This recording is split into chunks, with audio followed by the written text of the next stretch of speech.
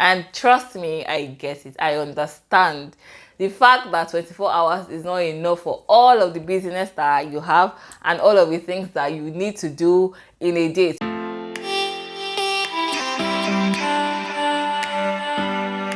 Hey guys, how are you doing today? Welcome back to my channel. My name is Tobi Achudume. If this is your first time here, you're super welcome. I'm so excited to have you here with me. So here on this channel, we'll talk about topics, tips and tricks that will help us grow fearlessly to the best versions of ourselves. I hope you enjoy videos like that, so please click the subscribe button so you get notified when we have new videos up. If you're a returning subscriber, thank you so much for coming again. I hope you enjoyed this one as much as you've enjoyed the other ones. Please let me know in the comment section and also give this video a thumbs up. Okay, so now that has been said, let's get into this video. Get a glass of your favorite drink and let's talk about productivity. I'm sure you can tell by the title of this video what we are talking about, because it is the second half of the year. Just like that, we have started the second half of the year. I mean, like the year just, I want to say moved really fast, but I don't think it moved really fast. I think it moved at the pace it was supposed to move. But yeah, let's talk about productivity and how to increase your productivity. So as it is the end of the first half, and this, no, actually it's not the end of the first half, the start of the second half, it is important to reflect. So apart from the fact that it is important for you to reflect, it is also important for you to put systems and plans in place to make sure that this second half is way better than the first half. So in this video, I'm not just going to be telling you how to be productive. I'm going to be sharing with you tips on how to increase your productivity, especially the ones that we used in the last half of the year. So number one, identify your peak period. So this is me assuming that you already know the peak periods that you have. So that would mean the time when your energy is up and when you're excited about work, excited about doing the things that are important to you. So from January up until June, you must have noticed when you were excited about work and when you were tired or exhausted. And so this is the time for you to note down those peak periods. It could be morning, it could be afternoon, it could be night, it could be midnight for some people. What is your peak period? When is the time that you are most excited, or when is the time that you have more energy to focus on work without distractions and you can actually zoom into doing the work that you want to do?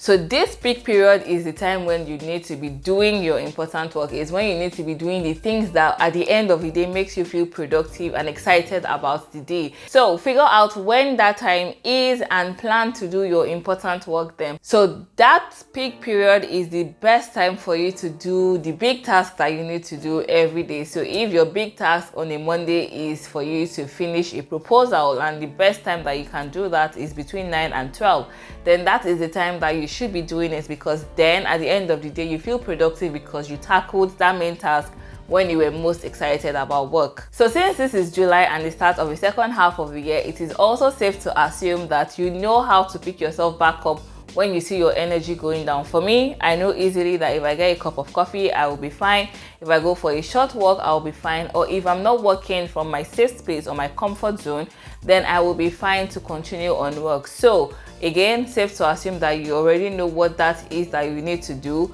If it is for you to grab a cup of tea, go for a walk, close your eyes for 5 minutes, and then you're okay again to keep at it, then do so. It is important for you to be able to pick yourself back up, because we have about 8 to 12 hours to be able to be productive every single day, and you can only focus on so much between that time, and even between that time you need breaks in between. There will be times where you feel exhausted after 4 hours and you just don't want to do anything, but you still have about 6 hours or 4 hours more to be productive. So what do you need to do to get yourself back on track and back to feeling excited again, or feeling like you have energy to continue? Figure out what that is and be ready to do it, because this second half has to be better than the first half. Number two, use a daily routine. So I know I say this way too often and way too much. I have a video where I talk extensively on what a daily routine is and how you can use it to be productive. I'm going to have a link here, so please check it out. But a daily routine literally has a list of all of the things that you must do every single day to make sure that you have a productive day. So for example, I would use myself as an example. My daily routine has that I must observe my devotion every single day. So I must pray every day. I must plan my day every day. I must work on my business every day. So those are things that are non-negotiable for me, aside from the 9 to 5 that you may be working with, or going to an actual business space, there are some things that you know that you have to do every day to make sure that you are always in tune with yourself and you're always ready to tackle whatever it is that you have to tackle. So that be your 9 to 5, your business, your business, or whichever career path you're on. If you don't have a daily routine, you already have a daily routine, because there are some things that you absolutely must do every single day, but making one for yourself makes you intentional about the things that you need to do and the things that can help you to be productive every day. A daily routine helps you to be productive because in it you have the things that are important to you. So say you want to work on your business while you're still with your 9 to 5, then you know to schedule time for it. It helps you to schedule time for the things that are important to you, the things that would make you excited about the end of the year and look towards the new year. It contains things that you absolutely must do every single day to see results, to see growth, the growth that you want to see, and to execute the goals that you have set for yourself. Number 3, adapt a reward system. So there are lots of things about reward system in the psychological field or aspect of living, and I'm just going to borrow some of the things that they say and then talk about it here.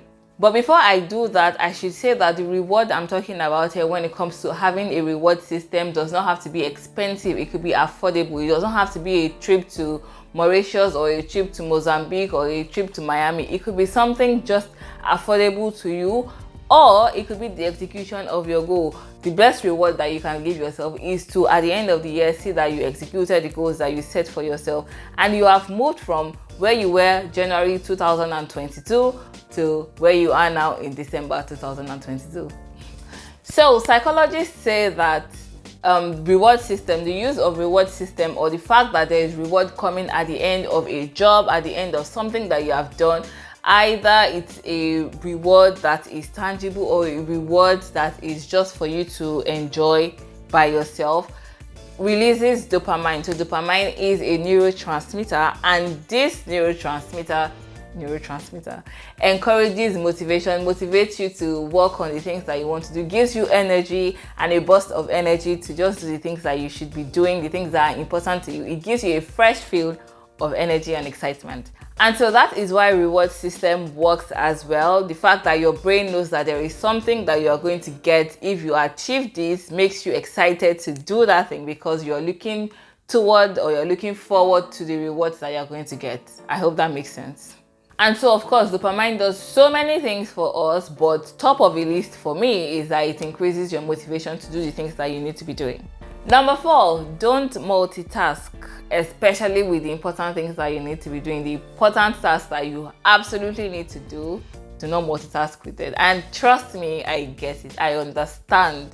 The fact that 24 hours is not enough for all of the business that you have and all of the things that you need to do in a day. 24 hours is not enough. Yes, I agree. It is not enough.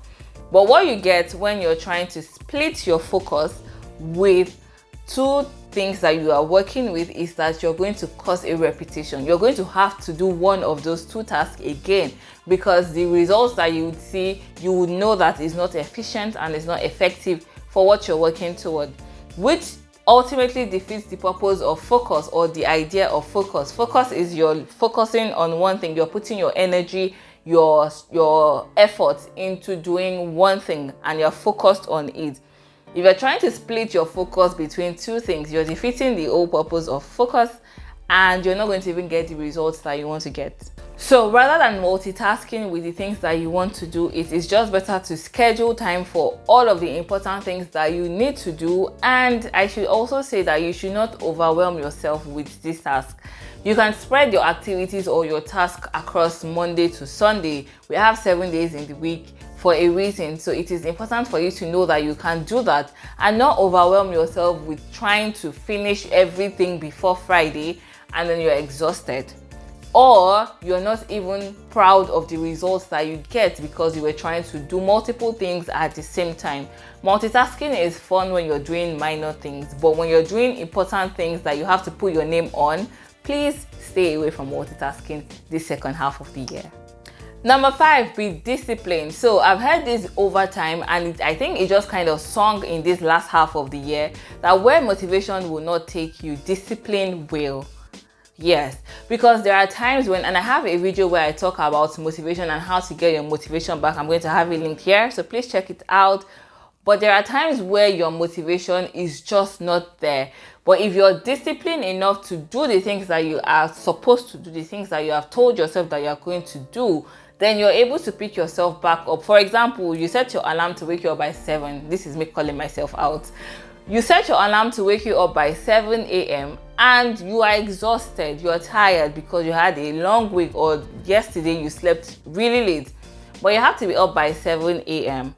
Now, your motivation may not make you get up by 7 a.m. but the fact that you are disciplined and you're ready to stick to the fact that you want to get up by 7 a.m. every day makes you get up and do the things that you need to do. So it is important to be disciplined with the things that you want to do, to be disciplined with the habits and the achievement of goals that you want to do, because that is what is going to help you to see the results that you want to see. Everybody gets tired, but when you get tired, it is the discipline that you have that helps you to stay on your journey and see the results that you want to see. So discipline yourself to be a productive person. It could be challenging. Actually, it is challenging to be disciplined, especially when you are tired. But at the end, you benefit the results. So why not? Okay guys, so that is it for me for you in this video. I hope that you enjoyed it. Please let me know in the comment section if you did. Also, let me know which of these tips you are going to be trying the second half of the year in the comment section. I love to see it. Thank you so much for watching this video. If you enjoyed it, I'm sure you're going to enjoy this one here, where I talk about how I stay on top of my goals, and I'm sure it would help you to stay on top of your goals this second half of the year. Thank you so much for watching this video. Don't forget to share with somebody. If you haven't subscribed, please subscribe, and I will see you in the next one. Till next time, bye.